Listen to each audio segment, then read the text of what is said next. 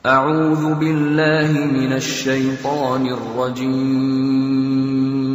بسم الله الرحمن الرحيم الحمد لله رب العالمين اللهم صل على سيدنا محمد وعلى آل سيدنا Muhammad. Kita dalam segala urusan dunia mengambil keputusan kita harus bermusyawarah. Tapi kalau dalam hal ibadah tidak semestinya bermusyawarah. Artinya kalau kita mau laksanakan kewajiban kita, masa kita bermusyawarah dulu? Allah subhanahu wa ta'ala memanggilkan kita untuk menunaikan salat kita 5 waktu, tidak perlu dimusyawarahkan. Kalau kita sudah mendengar hayya as-salah, hayya alal falah, segera tunaikan kewajiban kita. Kalau kita perhatikan dalam Al-Quran, banyak ayat-ayat yang Allah subhanahu wa ta'ala ikatkan salat dengan zakat, atau bahasa lain salat dengan infak, sebagaimana firman Allah subhanahu wa ta'ala di suratul Baqarah, dan saya yakin semuanya hafal. A'udzu billahi minasyaitonir rajim. Bismillahirrahmanirrahim. Alif lam mim. Dzalikal kitabu la raiba fihi hudan lil muttaqin. Alkitab ini petunjuk bagi siapa? Bagi muttaqin. Dan Allah menjelaskan sifat-sifat mereka. Kalau kita ingin meniru mereka, ingin bergabung bersama mereka, ingin menjadi seperti mereka, ikutilah penjelasan Al-Quran. Siapa si al-muttaqin ini?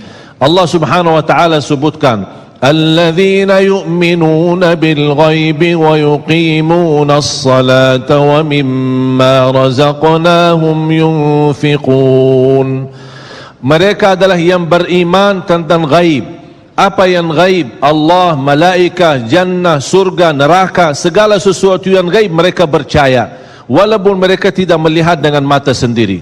Dan sifat mereka alladzina yuqimuna as-salah. Beda artinya yuqimuna as-salah sama yusallun. Ada orang hanya kerjakan salat, tapi ada orang mendirikan salat.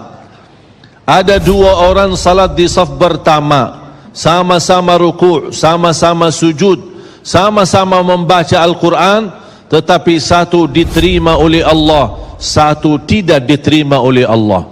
Apa persoalannya? Karena satu menghadap Allah dengan hatinya, dan satu hanya menghadap Allah dengan fisik badannya. Makanya kita melihat orang yang salat dengan hatinya, nikmat salatnya, bisa tenang bacaannya, tenang rukuknya, tenang sujudnya. Beda sama orang yang buru-buru melaksanakan salat. Saya pernah masuk satu masjid, habis saya tahiyatul masjid duduk. Saya melihat seorang baru masuk dan juga tahiyatul masjid. Saya melihat gerakan salatnya, subhanallah, bukan subhanallah, na'udzubillah, luar biasa cepat. Saya hanya menangkapi bacaan gerakan salatnya. Saya baca Al-Fatihah, saya baru selesai waladdallin amin, dengan saya mencuba bagaimana bandingkan bacaan Al-Fatihah dengan salat beliau, dia sudah sampai ke tahiyat, padahal baru saya selesai surat Al-Fatihah. Salat apa ini yang kita kerjakan? Banyak orang-orang berlomba-lomba seolah-olah ada juara. Siapa yang paling cepat selesai salat dapat juara 1. Inilah yang terjadi dalam keadaan kita. Makanya kita merasa tidak nikmat salat kita. Yang kita hanya kejar seminar khusyuk dalam salat, latihan khusyuk dalam salat. Sebenarnya Bapak Ibu biar faham, tidak ada perintah dalam Al-Quran memerintahkan salat yang khusyuk. Tidak ada perintah dari Rasul salat yang khusyuk. Salat khusyuk itu apa? Salat yang khusyuk hasil dari salat yang tenang. Allah perintahkan ketenangan dalam salat.